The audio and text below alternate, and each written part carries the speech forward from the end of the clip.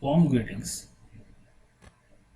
In this session, we'll cover the process activities in the software process model. In the last session, we have discussed about the software process model, types of software process model, that is incremental model, waterfall model, spiral model. So in this session, we'll see what are the software process activities before we start developing the software. What are the activities the developer has to follow? We will see in this video. Software process activities are interleaved sequences of technical, collaborative, and managerial activities with overall goal of specifying, designing, implementing, and testing a software system. It's nothing but specifying, designing, implementing, and testing a software system. There are four process activities in the process activities. What are the? One is specification, development, validation, evolution. So these are the four basic activities has to be followed in the process activities. So in the waterfall model, they are all organized in the sequences, in the step-by-step procedures. Whereas in the incremental development, they are interleaved. This is the what they in the software waterfall model as well as in the incremental model, they are followed in the process activities. Specification: the process of establishing what services are required and the constraints nothing but the limitation on the system operation and development. Requirement engineering process: in that we have feasibility study, requirement elicitation and analysis, requirement specification, requirement validation. In this requirement engineering process is nothing but collecting the basic information before starting implementing or before designing any of the software process model. So in the feasibility study, we'll decide technically and financially it is possible to build the system as per as a customer requirement.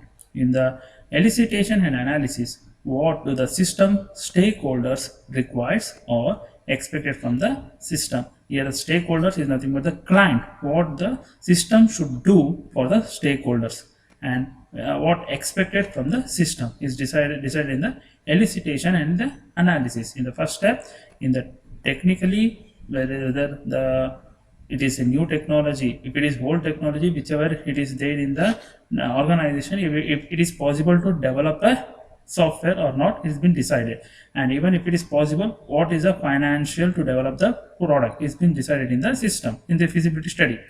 In the requirement elicitation and analysis, what do the system stakeholder requires as per as the customer requirements, this is possible to design the system or not is being decided. In the requirement specification, defining the requirements in detail. So detail, financial detail, technical detail, as far as hardware requirement, software requirements to design a product are all been decided in the specification in detail. And the requirement validation, checking the validity of the requirements as per as the requirement in the specification, as per as the customer requirement is been decided in the validation, checking both specification as well as the requirement given by the customer is being checked in the requirement validation.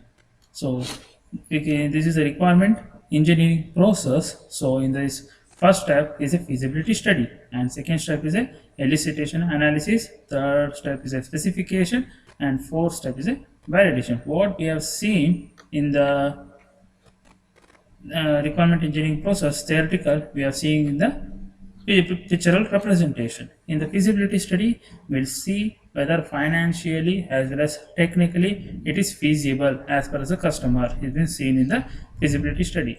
In the requirement elicitation and analysis process, whether it is been able to design the as per as customer requirements, and whether what the system has to do is been decided in the requirement elicitation and analysis.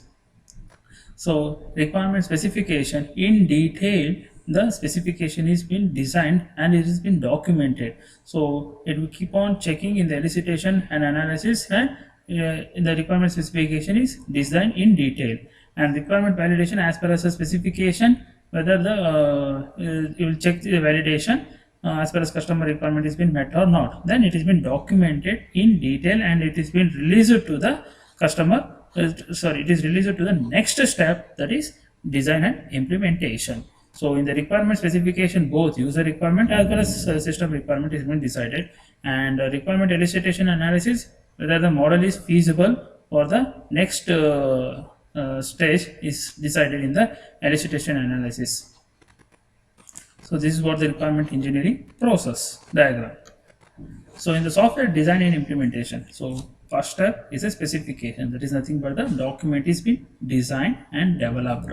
It is been handed over to the next team, that is for the software design and implementation. So what actually this team will be done, the process of converting the system specification into an executable system. So in the previous slide I have explained the what requirement engineering process will do, or specification requirement specification team will do. You will just design the that is what to say, document what the system has to do, whether it is financially feasible, whether it meets the system, or whether it meets the stakeholder of the system is been decided in the specification. So that document has been handed over to the software specification design and implementation. In the software design and implementation, the process of converting the system specification, what is they have given in the previous step, into a executable system. That is nothing but doing a coding part is done in this design and implementation phase or the step. Software design is a structure that realize the specification, that is as per as the specification the software is been designed, and implementation converting, that is nothing but a software design will start doing the blueprint, and the implementation will start executing the code as per as the software design. The activities of design and implementation are closely related and may be interleaved. So as per as the customer requirements, design and as well as implementation will be done. If it is not met, then do the changes in the previously designed code, then do as per as customer requirement. As per as customer, he may keep on doing some changes, so which is already previously designed, he will take back the code and do as per as customer requirement. That's what says interleaved. So if you see the general model of the design process, there is design input, what are the activities involved during the design as well as implementation, and design output. So this is what pictorial representation for the design and implementation. So platform information, requirement specification, and data description. So platform information, which type of platform, whether it is a use that is what to say license version or open source software, is been decided in the platform information. Requirement specification as the customer requirement, and giving a brief description of the software is been given in the design input. And in the design activities, the overall architectural design of the system as well as what type of interfaces is required to design to the product, and what different types of components to design the product, and the database to store, whether it is a structured data, whether unstructured data, will be decided in the design activities. So in the design output, the component specification and database specification, whether it is a Oracle or whether it is a SQL, different types of the database is there, and that database description in detail with the documented, it has been designed and it will be handed over to the customer. So you can see this, what is architectural design, where you identify overall structure of the system, the principal components, their relationship, and how they are distributed is given brief description in the architectural design. In the interface design, where you define the interfaces between the system components. Interface, to design any of the system, it requires a number of components, subcomponents. So their interfaces have been described in the interface design. Component design, where you take each system components and design how it will be operated, is been decided in the component design. Database design, where you design the system data structures and how these are to be represented in the database, whether it is a structured database and unstructured data, how to map it in the query, or how to store it in the database has been decided in the database design. Software validation. So first step is specification, giving a brief description of the software in detail. It is been documented and it handed over to the next team, that is the software design and implementation team. So software design and implementation team design, they start developing the blueprint, and in the implementations they start doing the coding part. And after that, whether the coding what they have done, whether it is met the customer requirement or not, is being decided in the software validation. Verification and validation, we will call V&V also in the future. Wherever we call V&V, it is nothing but a verification and validation. Make a note on this. Verification and validation is intended to show that the system conforms to its specification and meets the requirement of the system customer. That's what I said. In the specification, whether it meets the requirement of the customer is being decided in the verification and the validation. It involves checking and review process and the system testing. So testing is, for example, you can see, if you see any of our website, that is, you can take it as our Gmail. So in the Gmail or any of the other website, they start, you should have to start, the starting letter should be in the capital letter as per as the customer requirements. So if you press small letter, starting password as a password, if you press a small letter, then it shows the message the starting letter should be a capital letter. That's what the verification. So as per as customer requirement, whether the designer has designed the application as per the customer requirement is decided in the software validation. So this is what review process is done. System testing involves executing the system with the test cases that are derived from the specification. So that's what I said. So capital letters should be the password, starting letter should be capital letter. That's what is test cases. We are doing all the processes, that is trial and error method in the software validation. So you can see here component testing, system testing, acceptance testing. So component testing, there will be before designing any of the software processor, it involves number of modules, submodules, and components to support the submodules as well as modules. So that each components is been tested as it's merged as a whole system. It is been tested once again with as per as the test cases of the customer requirements, and once it is been releasing to the customer, the acceptance testing as per as customer requirements as his input, corresponding outputs is coming or not is been tested in the acceptance testing. So if it is not, then do the component testing once again. Any of the mistake in the any of the subcomponents or modules, then do the changes as per as customer requirement and releases back to the acceptance testing. This process keeps on moving till the customer gets a correct product or as per as a customer requirement. So test stages, that's what component testing, system testing, acceptance testing. Individual components are tested independently. Components may be functions or objects, grouping of these entities. System testing, testing of the system as a whole. Testing of emergent properties is particularly important. As per as the customer requirement is the system as a whole, it has been tested. So whether it is as per as customer requirement is being coming out, output is coming as per as customer requirement is checked in the system testing. In the acceptance testing, testing with the customer data, the customer will sit and give his own input, whether the customer getting the correct output as per as his requirement is being checked in the acceptance testing.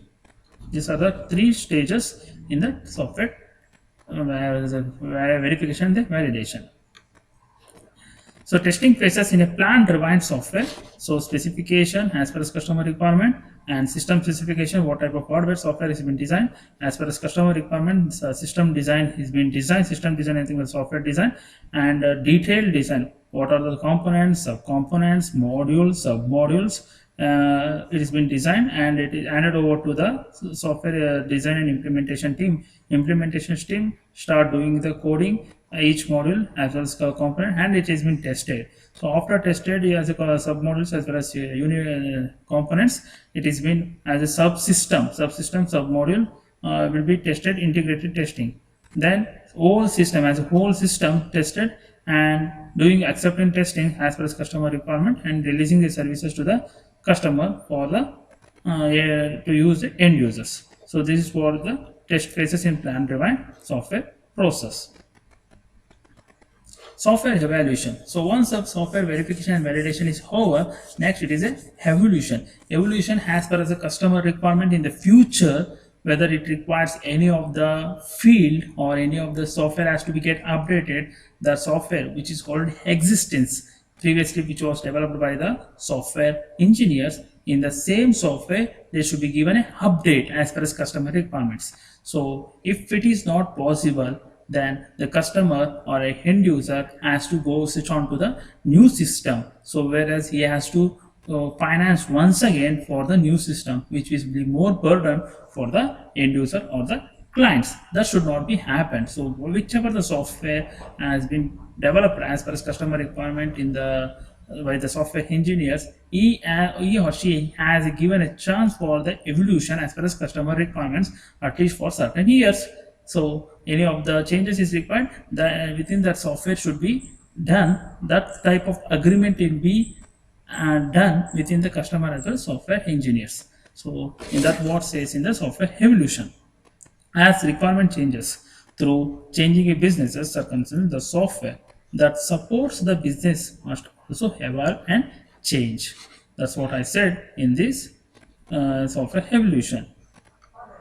So you can see the software evolution diagram. So as far as the system requirement, so assess the existing system. So say one system as per the requirement of the customer. So assess the existing system, that is the system which is already developed by software engineering. So through that repository, it will be assess the existing system. So propose system changes. So customer requires some changes, then with the help of the existing system, he will do some changes. So modify the system and releases the system. So once again, if the customer requires any changes in the new system, then once again the accessing existing system with the help of the previously developed system will be do the changes as per as proposed system of the customer, then do the changes and releases the process. This process is keep on changes. So modified system. So as per as modified system, any requirement will be defined in the system requirement, and then